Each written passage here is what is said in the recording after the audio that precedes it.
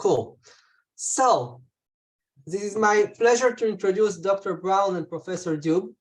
Dr. Brawn is a senior director of the HPE Cray programming environment at Hewlett-Packard Enterprise. Before that, Dr. Brawn was the director of the Pittsburgh Supercomputing Center.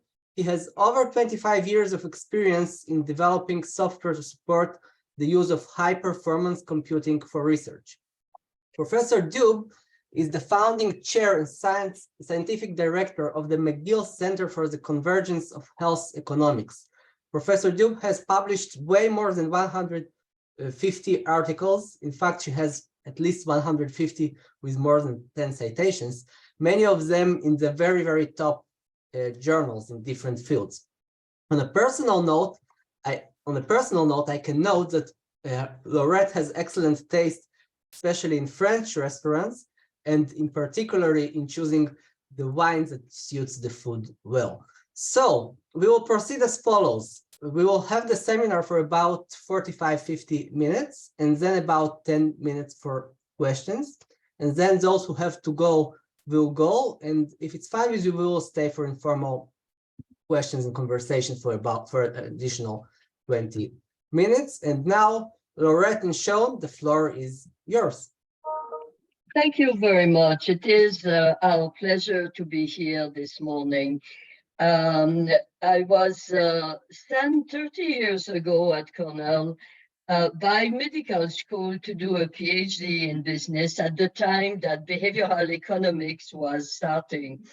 And what I understand this series is primarily anchored into behavioral decision science. So I thought first that we would be positioning what we do within the context of where you have brought the behavioral decision literature. And here, this is a cut and paste from a paper by Yuri Blonsky and Ihab, who are here, co-hosts for this series, about the need to go beyond prospects theory that has been extremely and is still extremely important.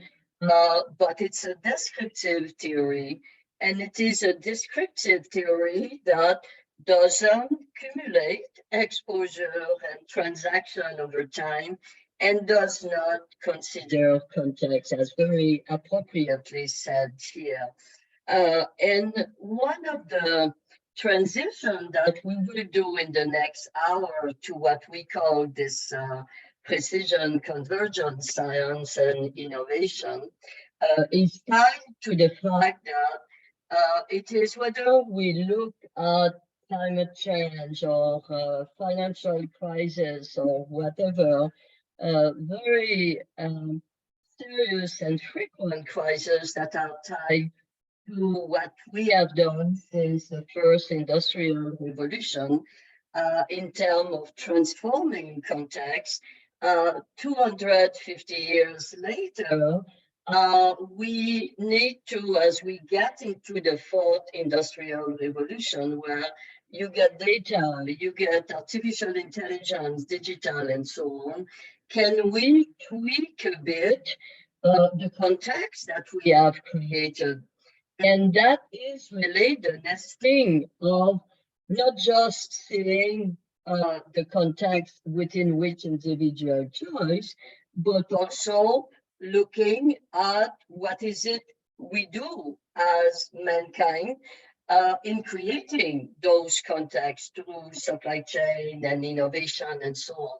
So that's really progressively moving. I will position precision convergence into behavioral and economic literature, which also progressively have moved to this notion of computational rationality, much closer to Herb Simon's view of bounded rationality. Then we will be presenting, it has been many, many years that we work on this, me more than 30 years. Shawn have been working with me now for almost 10 years, I believe. Shawn, you are my accomplice in crime. So we will be talking about the empirical, experimental, and computational work that we have been doing that leads us where we are now. And we started at the brain level of getting more of this read time and so on. We had to look at dopamine and dopamine, both gene and brain system, as being the neuromodulator of how the brain guide behavior in response to whatever, to memory, to internal and external context. And then Shawn will be introducing the approach of what we call SynthEco digital twin data, where we, in a reasonably tractable way, we start boiling the ocean one at a time by placing individuals within their biology and all the characteristics they have, but also from a multiscale mechanism, in the various mechanisms that are creating those contexts. And we will end, if we have time, by a short discussion of interface with the virtual brain platform, which is a very fascinating digital twin of the brain being developed with large-scale funding from EU, as well as one of our colleagues here in Canada is very much engaged into this. So if it's okay, first, precision convergence positioning. Here, what you see on the right is we have been with what we call the brain to society at the beginning, which is now what we'll be talking about, this precision convergence. We have been at the choice every 2 or 3 years when you get Dan McFadden choice symposium. What you see on the right is the marketing letter, the figure in marketing letter. 2008, we had at the time saying that you get nodes, you get prospect theory, system 1, system 2, but we need to build further in getting more biologically plausible model of choice and more pragmatically plausible, looking at all the society systems that define the context and all the biological systems that are combined when one makes choice on any given decision. And with the omics and all the various data and multiscale method that we have now, we are saying that there is out there this real world behavior science that can be brought in a trackable manner. And here, the term convergence, very briefly, I won't necessarily read all of the above, but NSF has been since mid-2000, they have their convergence platform for innovation, and I've been having this definition of convergence that does not include necessarily the more neurobiological aspects of decision making. Neither does the one that Phil Sharp and Langer in the Science 2011 paper, where they were presenting convergence as the third scientific revolution after molecular biology and genomics, as the one that bring the engineer and bring the computational method for accelerating science. And as we know, in the context of COVID-19, for instance, it has been, it has shown that it is effectively enriching our ability of mankind to find solutions. But we do here, so in the first layer of convergence by design here, That was a PNAS paper, and in fact, a special series we had in 2012 on can we scientifically and pragmatically not look at the individual on one planet and the system on the other, but keep, as we design and manage the system, keep individual decision making in some significant manner in the middle. And that was 2012. We are 2023, and here this was from New York and out of the New York Academy. The 2 points I want to make here is that is also an important development, is that the whole person aspects very often when we look at understanding decision making, we look at this within the whole investor, patient, consumer, and how does the brain and the person makes this alignment between all of those different roles and so on, and how it is conditioned by the context that is shaped by community, government, and the market dynamics that has been there since the beginning of modern society. So that has brought the two key features of talking about science and innovation is that we want to look at the innovation at the level of the various technology, but also institutional and social innovation, so that when we look at the ultimate outcome of the decision, can there be, whether it is individual or at any level, could there be those consideration of the hedonic or utilitarian or economic and health and environmental and so on. So that is essentially, I'm still in the convergence by design, is that very often in behavioral decision making, you talk about context. In health, you talk about social determinants of health, but essentially it is the whole person in the whole of society that we need to articulate. So just one more slides on this to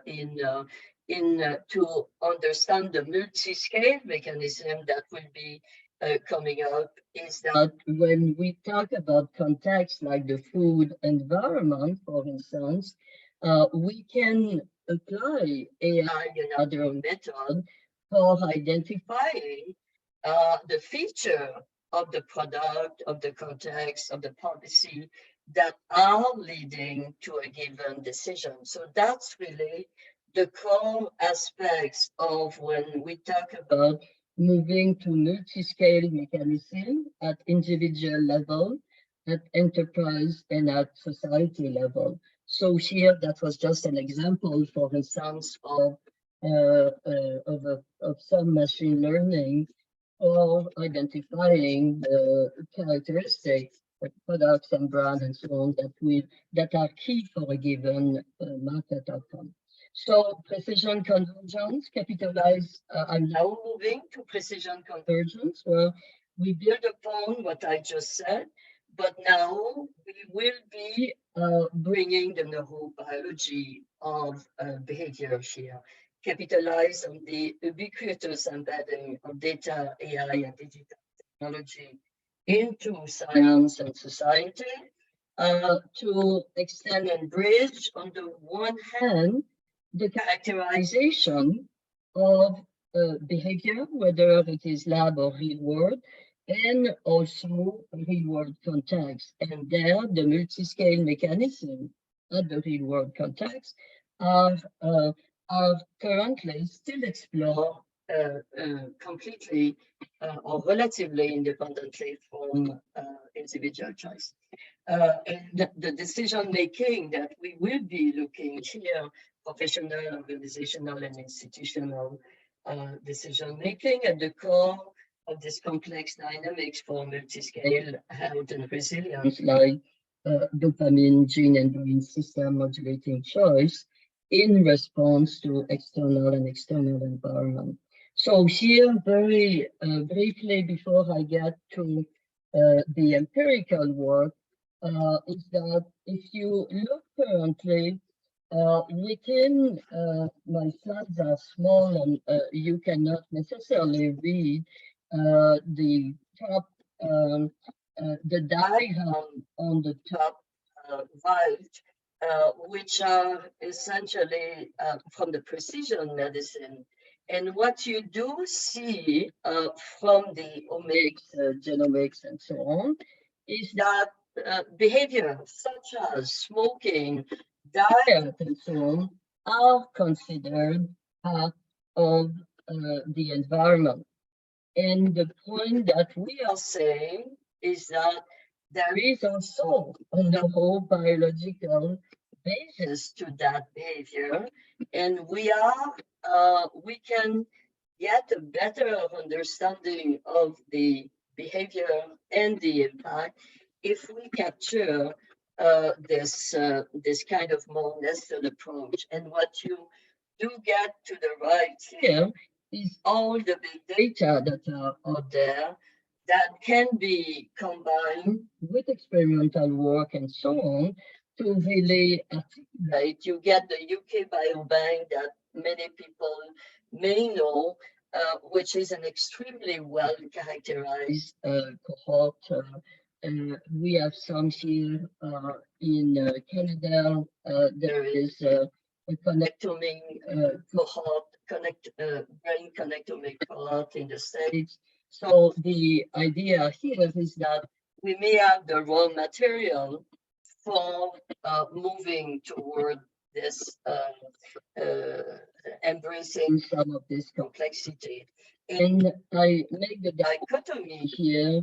We also use clearly in business and decision making in economics a lot of the same digital capacity, multiscale modeling, and so on for the precision targeting, whether it is individual or situation and so on, and precision in the supply chain and market design as well. So the idea is that building upon this now, can we have an operational way of thinking of a next generation behavioral science that places the person at the center of human-made system in their diverse and dynamics complexity. Then the person over the life course with cumulative environment health, and then the brain in the person and the self and reward behavior. So that's essentially here an illustration of the challenge and possibility of those different type of scales that we need to have in the same epistemological system in some way if we are to study this. So that that is here from a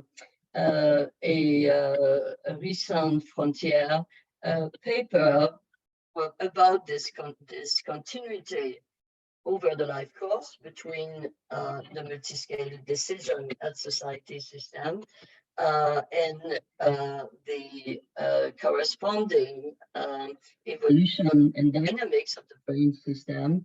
And in the middle, you get the self and the person as the continuity over time. So over the years, we have been, as I said, zooming on the dopamine as the entry point in studying this. And we have also been zooming on Montreal, where we happen to be based, and have a birth cohort that has been one of the key test beds for developing this theorizing. So here you do have essentially the set of evidence for that I've accumulated about studying the relationship or the interactive effects of each of those environmental aspects. With at the time we were studying. So this is Shawn will be talking about the synthetic ecosystem here, and that is what I would like now is to take. We are already 8:20. I will take another 10 minutes maybe for covering some key empirical results, and then Shawn will take 20 minutes for the SynthEco. So dopamine as key neuromodulator of brain to society pathways. And here my objective is not to give you a neuroscience briefing on the specific mechanism of dopamine as being a neurotransmitter that is essentially connected with essentially or receive signal from the whole body and send signal through the whole brain essentially. So it's not just the actual flow of the dopamine itself, it's also the location of the receptor in the various brain system and so on. And this is really this is a diagram that one of my colleagues has been preparing on realizing that regardless of the stimuli that are out there, there are mechanisms that are in which the dopamine play a central role. And the way we have looked at it in neuroeconomics, you get dopamine system, you get the striatum with the nucleus accumbens, the VMP, ventromedial prefrontal, and also lateral prefrontal cortex. This all play of approach and avoidance, reinforcement learning, and so on. This is essentially core mechanism, core role of dopamine into this. And the point that I want to make with those slides is that you get the cell, you get the various component of the cell, you get the network, and that's really where now you get we started our empirical work looking at DRD4, which is one of the dopamine receptor, and there was a good body of literature of one specific polymorphism being associated with all type of maladaptive response to environment, and progressively the work has moved to looking at more biologically informed ways to measure individual level variability that allow more influence at the level of the mechanism here. So before, that's the last slide, before I show you a few studies, essentially dopamine brain and society over the life course evolve, and the question is to what extent, through a combination of experimental, analytical, and computational, we can move toward here the diagram to the right. You get the chemical and metabolic evolution over the life course, but you have on the right you get the evolution in the more behavioral and social. And the key aspects is to see to what extent can we, in some tractable and meaningful way, keep track of the evolution of those processes. Dopamine is also linked to our decision to explore or exploit our environment. Machine learning, reinforcement learning is very much reflective of this kind of balance between the decision to keep exploring or shifting to other environment for exploitation. And over time also, and there are evolution over the life course in the tendency for one or the other. So here, I think I will maybe just talk to you about two studies. I won't go through my different slides before we shift to Shawn. This one here was a JAMA, not Journal of Marketing, but Journal of Medical Association, Pediatrics in 2016, where this bird cohort that we have here in Montreal, we were looking at the degree, the effects of having or not this allele on the LD4, on the responsiveness to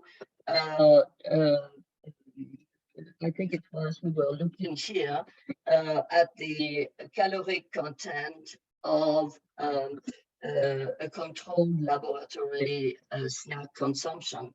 And we were also looking here at the socioeconomic status here. What I haven't mentioned yet that is quite relevant is that the research now show that dopamine does not make you just vulnerable of what is maladaptive. It also may make you more responsive to what helps you to become addictive. So here, what we have is this bird cohort, the Maven children, where we were looking at whether they were, in which socioeconomic status they were, below, low or high, above the median of economic status. And we were looking at, within each of those socioeconomic status, whether you are this at risk or not, allele, quote unquote, at risk. And what you do see here, measured in terms of calorie from fat, which is the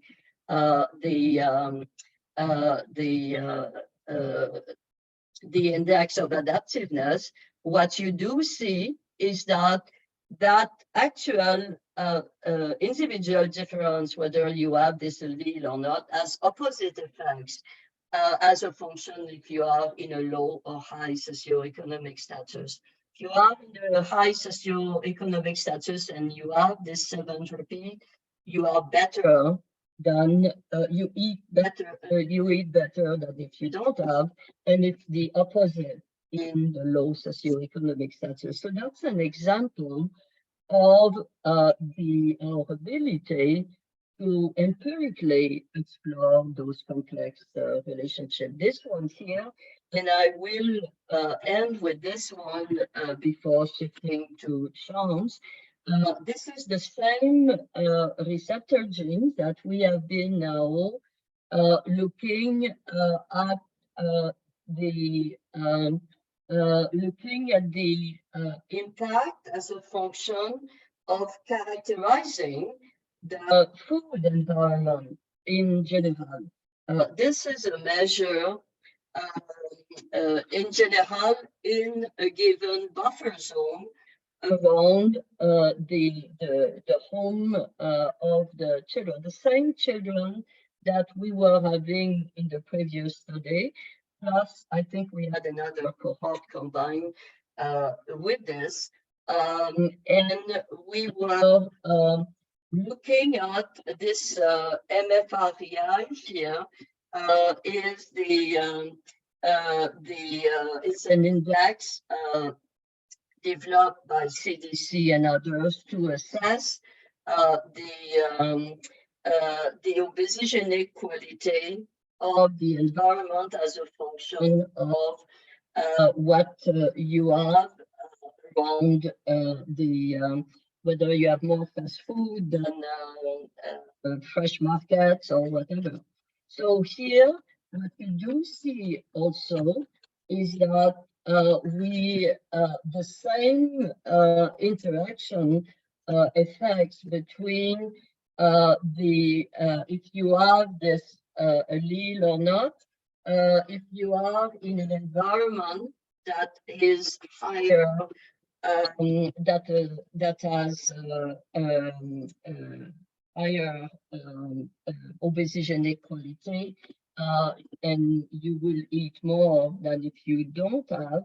And conversely, if it is so, this effects of differential susceptibility is there also. We were looking at food behavior and cardiovascular.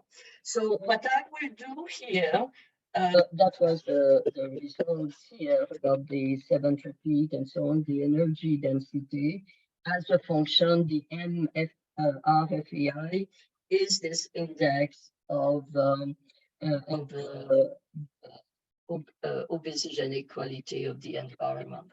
So I will go here.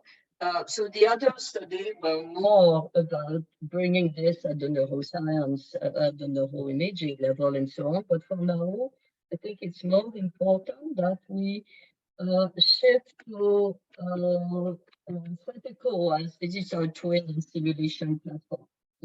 Shawn, shifting to you.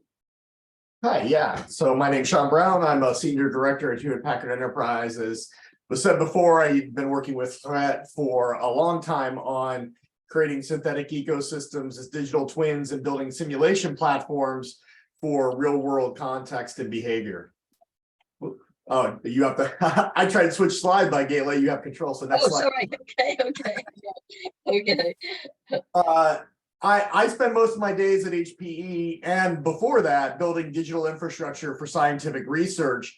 And why do we need to do that? Why do we need to have, why is this not just a mathematical exercise, but it's also a computational infrastructure exercise? Is that, you know, systems are incredibly complex. And if we want to understand the complexity of the environment around us, we need to actually embrace that complexity and provide infrastructures that allow us to get all the data from different disparate sources and bring them together into modeling and AI and machine learning that allow us. Sorry, I made a mistake. Allow us to deal with that. Right now, we're deluged with data of all types and sizes from all over the place. It's actually kind of crazy what kind of data we can get in about people, and that brings all sorts of not just technical problems, but privacy, legal, ethical concerns as well. The rise of AI and machine learning has certainly enhanced our ability to find patterns in data and then leverage those patterns in data for different types of things. And we need to be able to leverage that to understand this complexity. And one of the key points, and this is one of the key actions that Laurette has been working on for probably longer than I've been alive, is that research and innovation is a siloed activity. People don't talk to each other. People don't work together. And it's evident when you're doing modeling of the type that I'll be talking about, is that it requires people from all sorts of different disciplines, all sorts of different knowledge bases to be able to make that stuff happen. And so what we really need to move on into the complex and innovation space and go into the convergence innovation that Laurette has been promoting is for people to work together from all walks of research, industry, government, and at the individual level as well. Next slide, please. So we have been building and we have been working towards building a common pool of CI capabilities or convergent innovation capabilities. You may think that term is cyber infrastructure. Really, it's appropriate in both cases here. But what we really want to do is have a place where modular governance and projects from different walks of life can actually interact with each other and build a sort of an infrastructure that allows them to bring data, talk together, develop models and inference together so that we can get a bigger understanding and everyone can benefit from it, rather than just like a company takes their data, does their stuff, and go makes a product and makes money, or some government does their stuff, and so on and so forth. So next slide, please. So when you're thinking about building the infrastructure, a couple of things that we have to consider is that the infrastructure is not just software, it's not just computers. It's really about building a holistic environment that allows us to have software, data, and networking working together to build platforms. So what we really want to have is something that not just that we build a system and then that gives us the ability to hoard all the data and stuff. We want to build a platform that people can build their work off of. It's a very egalitarian or democratic environment where people have common data standards, common software standards, common computational APIs, and they're able to build their stuff on top of that and share what they've done throughout this entire ecosystem. Next slide, please. Of course, we have to consider AI.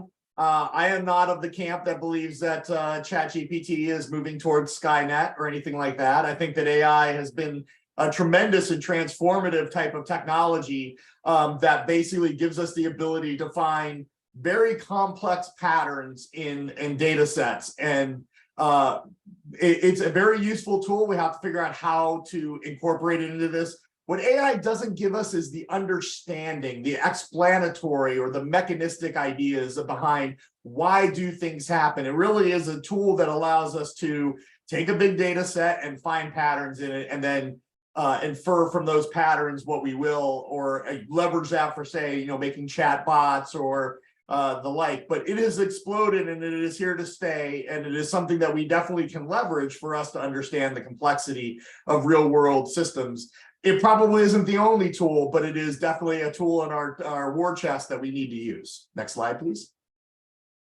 Another component of the infrastructure is what we would refer to in the industry as the edge, which is a really catchy term for everything that's not in a data center or everything that's not in a facility that we control. Basically, the idea that we can get data from things like medical devices, smartwatches, cell phones. How do we take that, leverage it, and bring it into a data ecosystem that makes it computable, knowable, standardized, and useful for looking at complex systems? The next slide, please. Now, that brings up the ethical concerns of data, and there are real ethical concerns for data. I know that most researchers, when they think about going to an IRB or trying to deal with data ethics or data privacy, it's the immediate thought is pain in the butt. But there are real good reasons for privacy of data and keeping people's information secure and making sure that we're not identifying them. And so we have to embrace that in our data ecosystem and deal with not just, we don't have the luxury or I don't have the philosophical bent either to make it so that it's just open. There are certain open science zealots that would say all data needs to be free and everyone should have it. That's not generally the case, and that's a sort of a Pollyannish view of how data works and how privacy works. And so our data ecosystem will have to deal with trusted data, semi-trusted data, and then work towards making things open. So if you really want to get open data, you have to do the work to make sure that that data set is very much open. Otherwise, you get data set, you just basically get a hodgepodge or a website full of data sets that really are meaningless and aren't useful. You can't just throw it over the fence. But if you really want to adhere to fair standards, one needs to be able to work throughout this entire spectrum of data privacy and work it through. At the bottom of this slide is a pipeline of learning where we are taking data from different resources, building metadata around them, being able to then process them and make them open through various and sundry types of analysis, and then use that learning to feed back into the data capture that we have before. So we're continuously learning from the data, bringing it open as much as possible, and learning from it as we go. Next slide. So this is a paper that we wrote in the International Conference of Big Data, like you learning how to take this data, multi-level surveillance data. So one of the key aspects of the data that we're using for our food systems research and our precision convergence research is that it is heavily multi-layered, multi-scale, meaning that it operates at different time scales, it operates in different domains, it operates in different geospatial extents, and it operates in different functions and rule sets. And so we're really trying to build models and systems that can handle all of these. Because if you really want to understand the base concept of precision convergence is the individual and everything that affects the individual around them to the point of the behavior that they're the behavior that they're engaging in, like I'm choosing this food item. In order to do that, we have to understand the whole system, and we have to be able to go through various levels of data in a very complex way. And so using machine learning and big data techniques allow us to do that. It's still difficult, but it's the way that we can approach that. Next slide, please.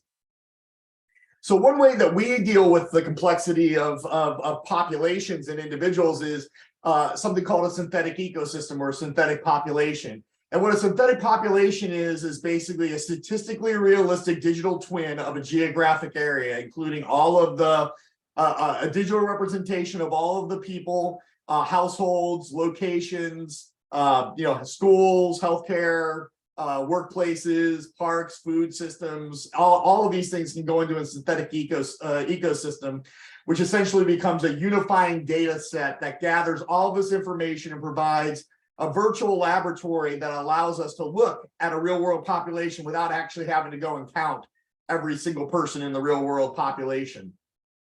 This is one of the examples of how we can take very private data, things like the census gathers, or what industry gathers about individuals, or what governments gather about individuals, and we can obfuscate it in a way that allows us to build a very, very realistic data set, but it's open. It's not restricted by the same privacy concerns, because we're not using real people.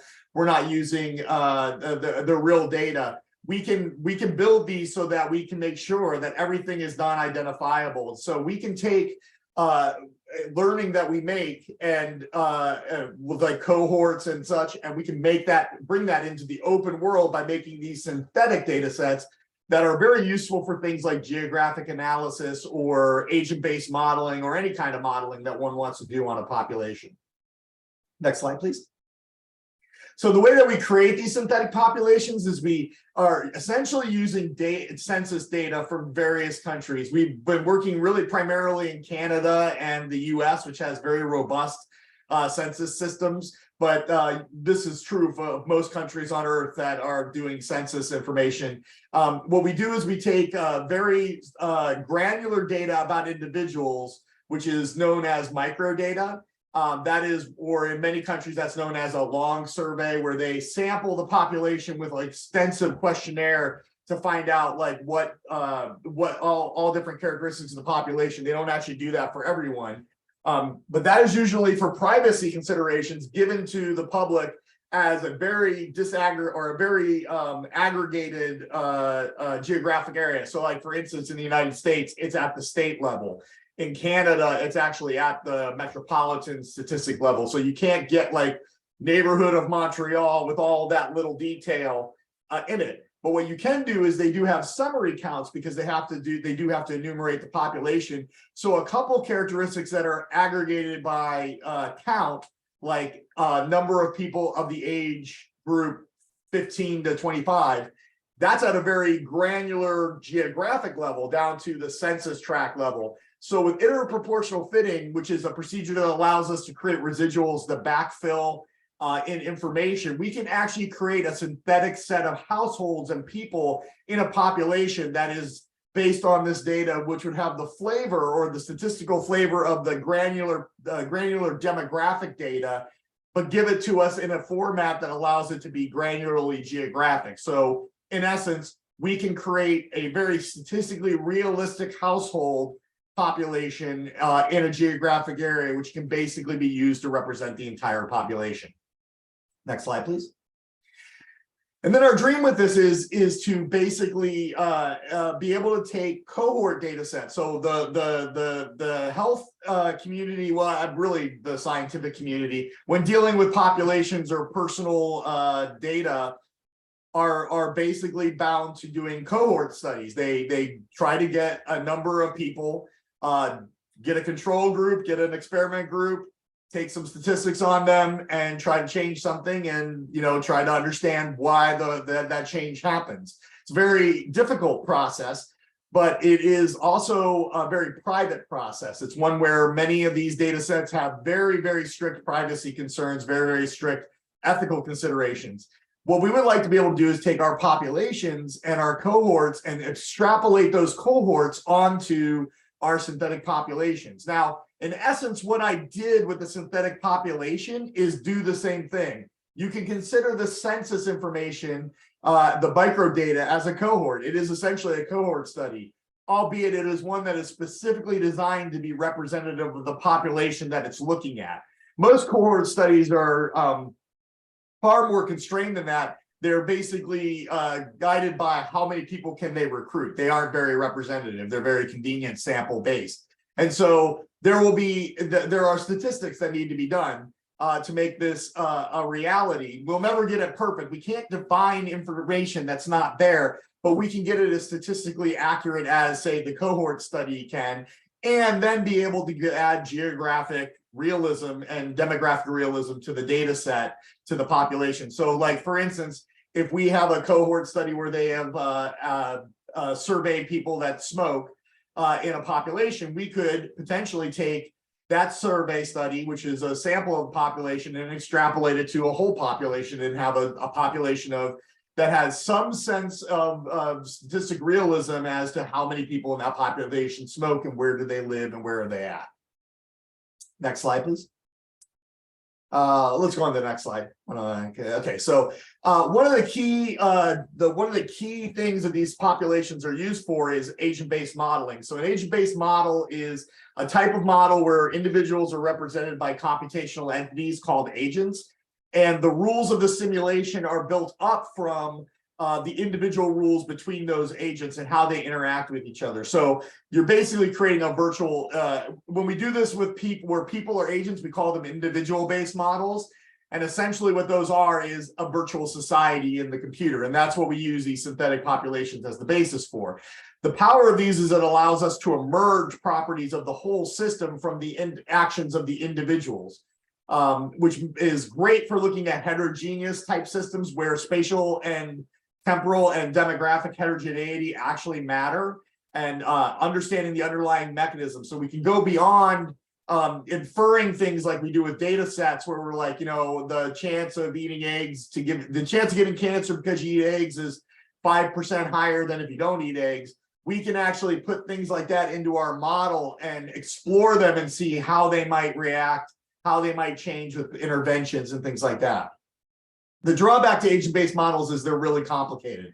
They're very hard to build. You have to parameterize each of the rules. So they can be very challenging to build. And that's why we are building computational infrastructure, because we want to have all that data and all those tools and the AI and machine learning to be able to parameterize these things. Next slide, please. So one of the a primary example of work that I've done over the last 20 years, boy, it's been a while. Gosh, yeah, 2009 was the H1N1 pandemic. That's when I did most of my infectious disease modeling. COVID hit, and I was the director of a supercomputing center, so I just gave people computing as opposed to working on COVID. But H1N1 took probably about 10 years off of my life, so I was happy to not. And I didn't get any H1N1, but I was embedded in the federal government during H1N1, trying to advise the U.S. government on how do we mitigate this influenza pandemic. And I used to refer to it as being in the belly of the beast. It's amazing to work in actual decision making, and where you don't have perfect data, you'll never have perfect data. You just got to make a decision based on the best information you have available. It's a very interesting exercise. But we published a couple studies with our ABM models that were informed by our work there. One was in health affairs, where we took the agent-based model and we looked at equity of vaccine access. So we took the DC metropolitan area because we figured if we're going to make a policy paper, we should do it where all the policymakers live in the United States. And what we did was we varied the timing that people would get vaccines based on their socioeconomic status of the geographic area that they lived in. The hypothesis was that what really happens in real life is the richer people get vaccines first because they have better access to healthcare and such. But really, if you want to mitigate a pandemic, you want to go to areas where the economics are lower, because that's where most of the disease spreads. They have less infrastructure, they have less medical facilities, they are generally populated more densely. Schools end up being more densely populated. And so what we showed in this paper with the agent-based model is that because we could vary the access to the vaccines by geographic area, we did show that even if you vaccinate every rich area immediately, if you don't vaccinate the rest of the areas, the lower income areas first, you actually end up getting a net negative effect. You'll have a worse pandemic than if you if you tried to concentrate on vaccinating the lower socioeconomic areas first. Next slide. We also explored school closure, which was a very hot topic, of course, in the COVID pandemic, where essentially every school in America and every school in most of the world closed for a period of time. I'm not going to speak to whether that was economically right or not, but what we looked at was in the advent of influenza, which is a far less infectious disease than COVID-19. Influenza tends to be at an R0 of 1 to 2, but between 1 and 2, R0 being the parameter that describes the infectiousness of the disease. Basically, it's the number of people that you would on average infect in a population that is completely susceptible to the disease. So on average, somebody that has influenza would infect 1 to 2 people. Somebody with the Delta strain of COVID-19 would infect somewhere around 6 to 7 people. Someone with the Omicron would infect 8 to 9 people. So we're getting to approach like things like measles, which would infect like 12 people on average, one of the most infectious diseases we know. So we looked at school closure. What we found was because of the agent-based model allows us to close every school, explore different policies, close them for different lengths, test how we can detect the disease in the schools. We found that school closure was not a very effective way of mitigating influenza, mainly because there's an asymptomatic state. And so many of the people don't know that they have it. And also on top of that, you have to close schools for a very long time, about 8 weeks, to have any impact on the disease. Otherwise, you're just delaying a little bit to get to you're delaying a little bit and it will just take back off. Now, that's not necessarily bad because that gives you time to get vaccines in play. You may have heard blunt the curve or flatten the curve during the COVID pandemic. That was what we were trying to do. So the orange line here for 8 weeks would show, hey, if I can close schools for 8 weeks, I can blunt that curve long enough that I might be able to get vaccines into the system, which would be a far more effective way of treating influenza. Next slide. And then we took this one step further because nothing speaks to politicians like money. And so in order to understand what the impact of school closure would be to say a state, we actually modeled the school closure policies in Pennsylvania. And then we developed an economic model on top of that looked at the societal cost benefit of school closure. We basically developed a model that said the cost of school closure was essentially some sort of productivity loss of parents not being able to go to work, teachers not being able to teach. And then we also calculated the effects on the economics of the pandemic. So loss of work, loss of life, loss of productivity due to people missing work. And what this graph shows here is that the red is actually the cost of the influenza pandemic. And you can't really tell it's changing very much because the cost of school closure from a societal standpoint dwarfs that. So an 8-week school closure is far more costly to society than it is to the disease. So what that means is that it's not very cost benefit to implement school closure. Doesn't mean don't do it. It just means that if you're a politician or if you're a decision maker and you're thinking about closing schools, it's not a decision to take lightly. You will incur impact on your population because of it. That doesn't mean don't do it. I mean, if a kid died in one of my kids' schools, I would pull them out immediately, so I wouldn't care about the productivity loss. But it's just an example of how we can inform decision makers about the impacts of what their decisions might have. Next slide, please. And I'll go through this very quickly. We also looked at sugar sweetened beverage labeling. So we were modeling obesity. This is another example of how we can use synthetic populations and agent-based modeling to impact decision makers. So there was a very large effort in the city of Baltimore to pass a bill on putting a sugar sweet beverage label at the point of purchase, telling people, hey, this is bad, you shouldn't drink highly sweetened beverages.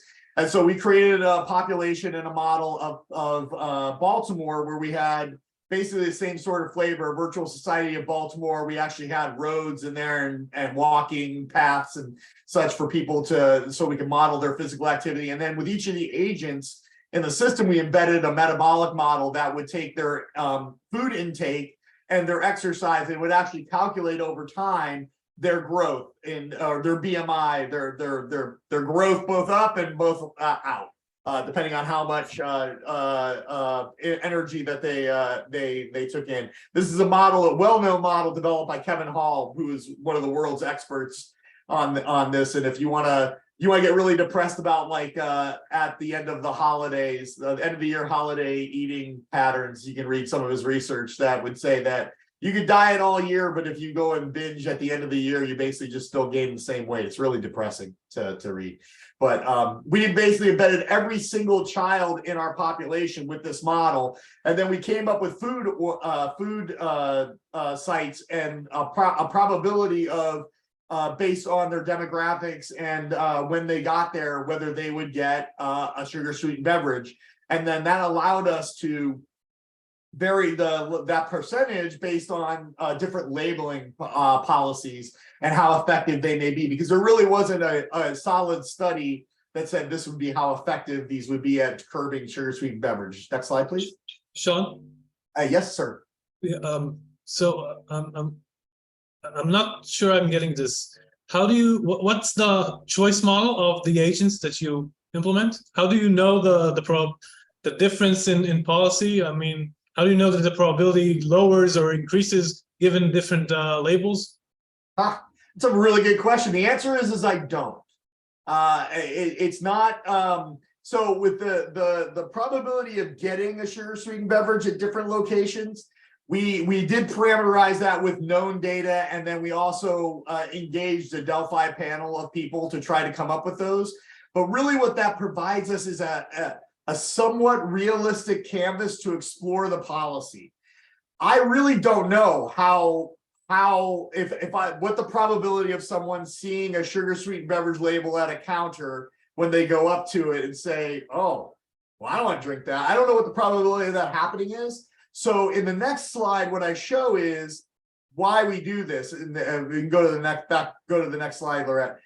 What we do here is we're not claiming in this study that this is how effective this would be. What we instead are doing is if the sugar sweetened beverage label is effective to this level, what impact would it have? So that we're guiding the researchers to go out and do the actual studies to measure the effectiveness of the sugar sweetened beverage label.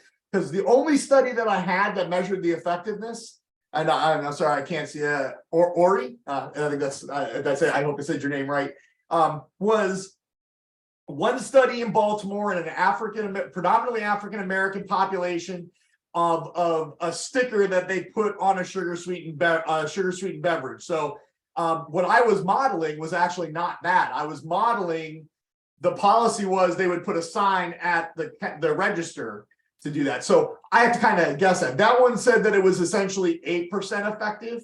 So we use that as a guide, as a to sweep our parameters, basically, to understand the different policy aspects of this. So I am not claiming that I know how effective those would be, but I can tell I'm pretty confident that if they were 12% effective, for instance, in reducing the number of people that would buy sugar-sweetened beverages, it would have about, in Baltimore, would have roughly about a 2% reduction in the prevalence of obesity and overweight and obese people in the population, which I'm told is huge. I thought that was really small, but I'm told it's huge. And so then the next, this tornado graph that we have on the right here, this is where we explore different aspects of the policy and how that might impact. Like, for instance, there's a very prevalent notion that you would, if you don't take in the energy from the sugar-sweet beverages, you do compensatory eating. You make up for it somehow.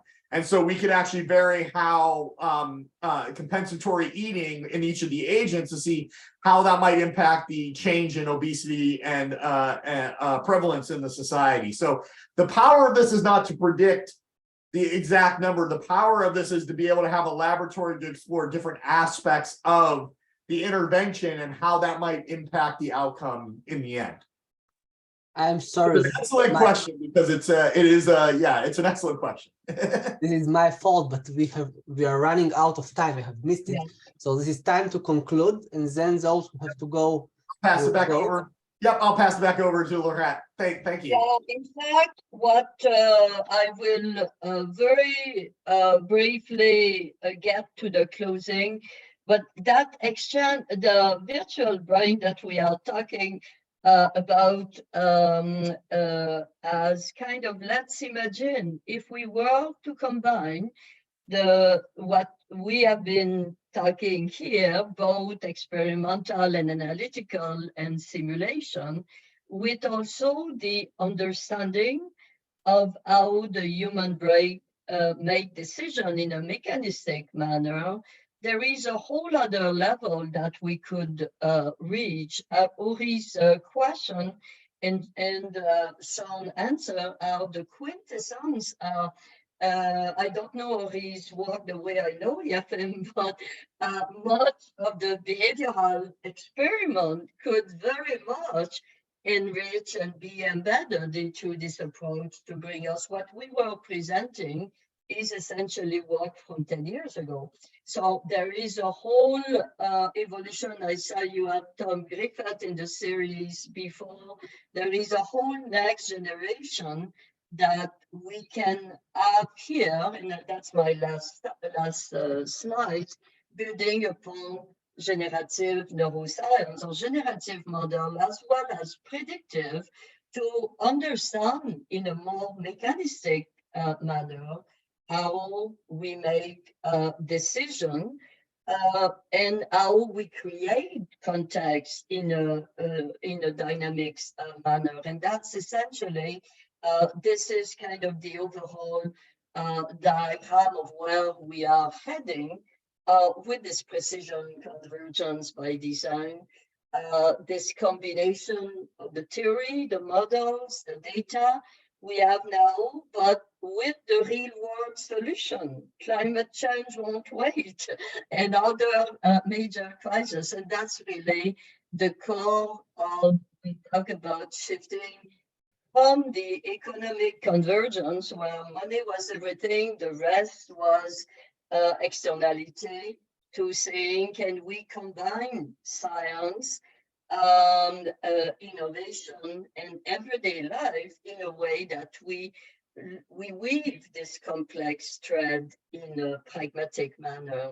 And I will end here. A word reset from economic convergence to convergence economy calls for bridging all the power of past, present, and future, human and machine intelligence, creativity, empathy, and ethics. So I'm just quickly walking through the core team of the Brain to Society that has evolved over the last 20 years, and Action Partner as well. Thank you. Thank you very much. It was very interesting. And unfortunately, as I said, we are out of time. So those who have to go can go now. And we will stay for the informal conversation for about 15 more minutes. Okay. Thank you. Very thought-provoking. Any questions for now? Yeah. So I have another question for Shawn. So when you're talking about the synthetic populations, what kind of guarantees you have concerning their properties? I mean, so how far can you take this? How much you know? Okay, so I'm assuming that this synthetic population has the same aggregate behavior as this census and as this paper suggests, and so on. But other than the similar distributional properties of the aggregates, is there any other guarantee here? Or? Well, okay, so let me start by just, I think, qualifying two things. What the synthetic population, synthetic ecosystems, those are very static data sets, and I can very, very adeptly measure whether I am I'm not representing the real population. I'm representing a data set that reflects the real population. So I can tell you with almost absolute certainty that I am representing the census data very accurately, because the census data was taken very accurately, and I'm not really doing anything. I mean, the iterative proportional fitting will guarantee that I am getting the same, basically a statistically same population as what the census represents. Now, I think the spirit of your question is when I then move to, like, say, something on top of the synthetic population where I do an agent-based model, and the answer is it's very challenging, because it's again, it's kind of like AI. Like, I could throw a bunch of, if I had enough data, which usually I don't in these kind of cases, if I had enough data, I could throw it at an AI engine and find a pattern and say, with predictability, 80% predictability, this person will choose the red box over the blue box, something like that. I don't know why.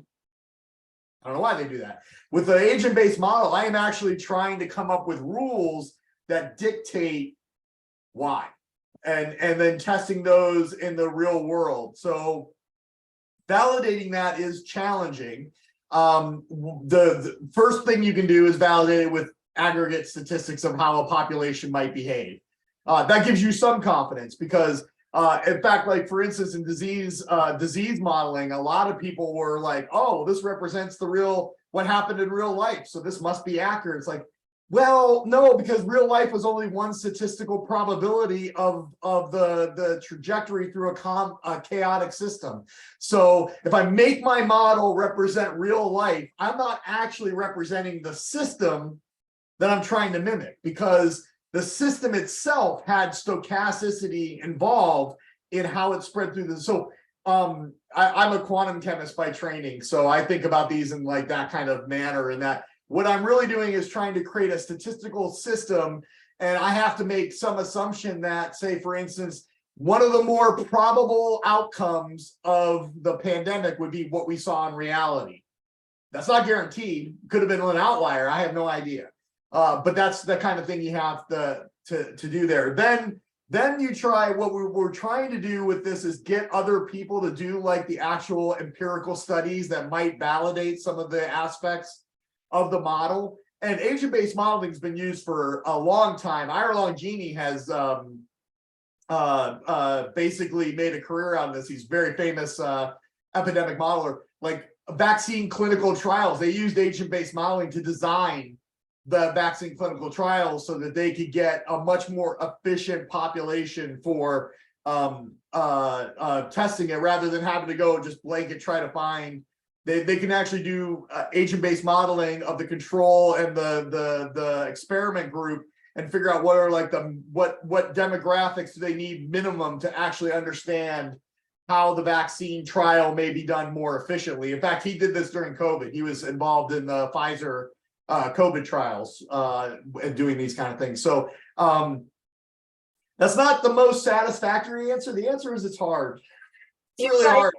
Add to what Shawn just said, along the line of why is it that where we are heading and looking at the SynthEco WebEM and the virtual brain is that methodologically along those multiscale mechanisms, there is a lot of cross-fertilization to have. And in the virtual brain, they are with this idea of keeping track of the non-realized possibility that Shawn was talking about, because if you are a bit quantum-like, we all know that we are just observing one reality once we observe it and live it.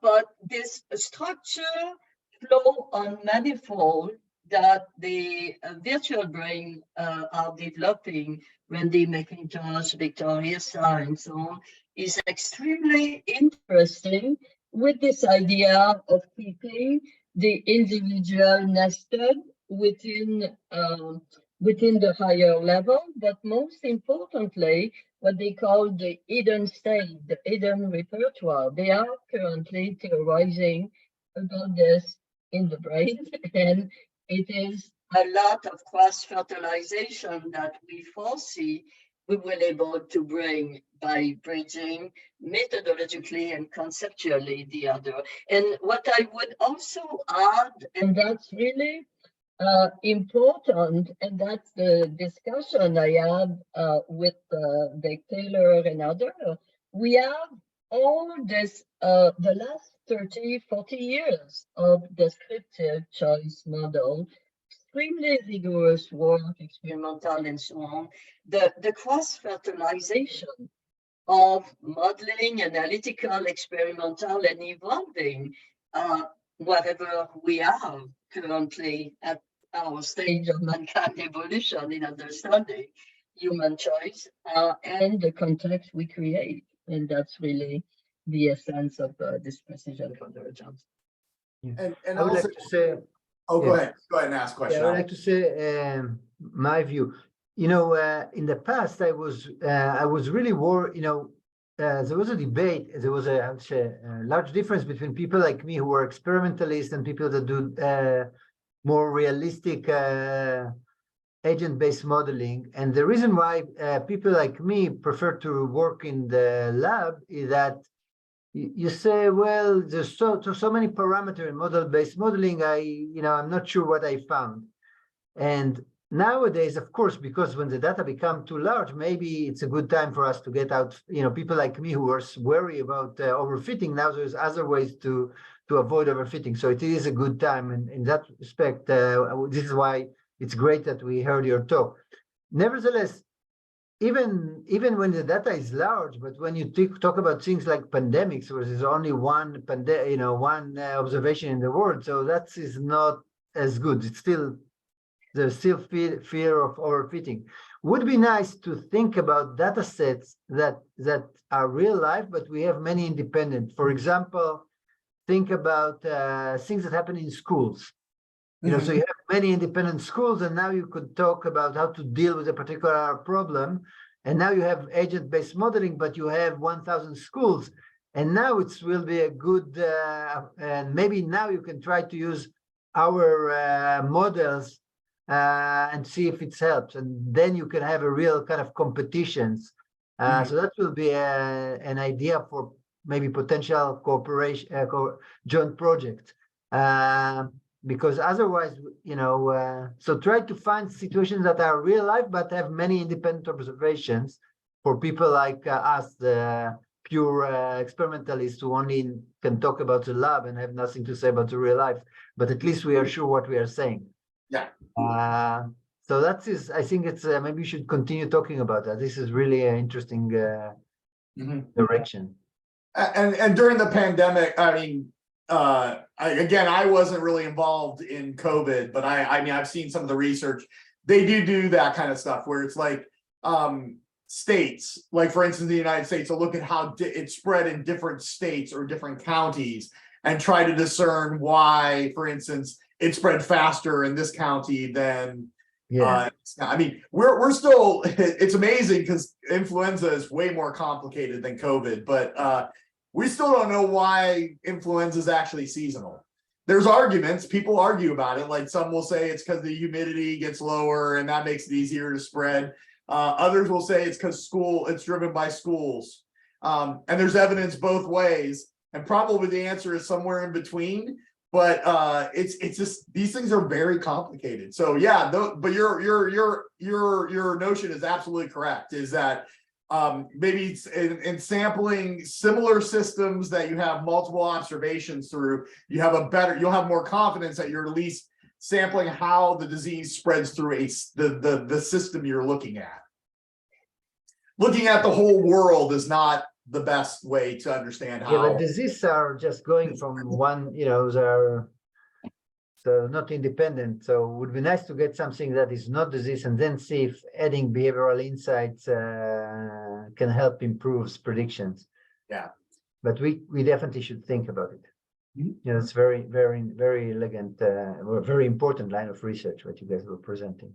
And then we can think if brain research can also help. Yeah, there we're adding a whole layer more onto Yeah. layer. If you have enough observation, complexity is not a major problem. So that's a good news here.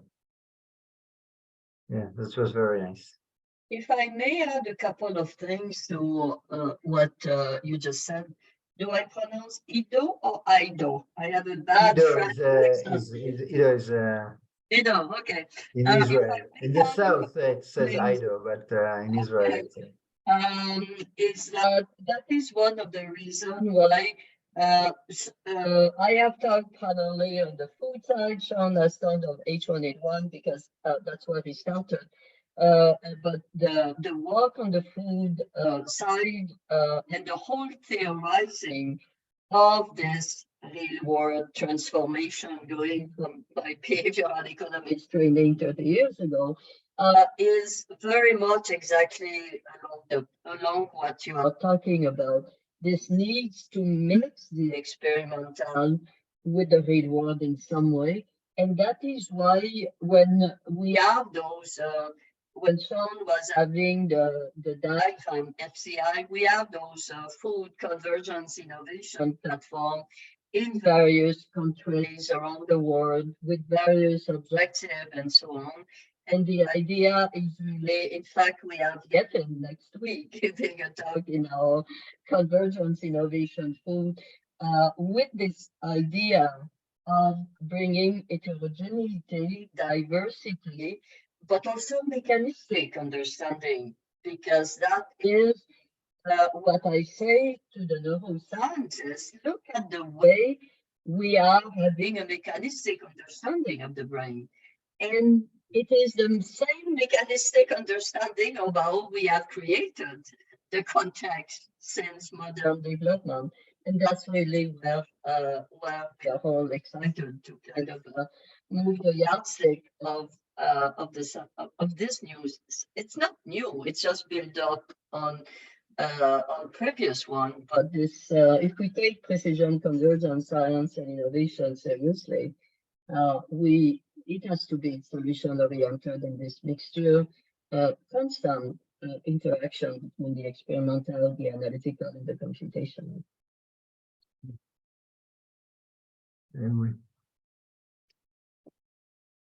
Okay, the time is running fast, so maybe the last question to both of you guys and girls, where do you see our field in a few years from now, given all the changes that are happening nowadays and given all the exciting things that you are talking about? A tough question. The next like 15 years, everyone's struggling with how to how to deal with the immense analytical power of AI and machine learning. I think that that's really the frontier that we don't really truly know where it's going, and how do we really leverage it to do real scientific work. I mean, it's great for it. I mean, as we can see, it's great for making realistic chatbots at this point. But that's where you have tons of data. And in our fields, we don't have tons of data, and we don't have very good mechanisms for getting that data into ways that AI can actually use them. Especially in brain science, there's lots of AI studies out there that have, I would say that they're a little lacking in terms of representability because of the data sets they have. So I think that the scientific community is definitely going to have to come to grips with how to collect data and get it into infrastructure that allows us to do the AI machine learning in ethical and meaningful ways in order to understand these systems. I would add to what Shawn said. I agree. But I will build upon that. We started in behavioral economics, behavioral science. We started to study the human decision making and saying, okay, all this optimal stuff is not just reality, the descriptive, and so on.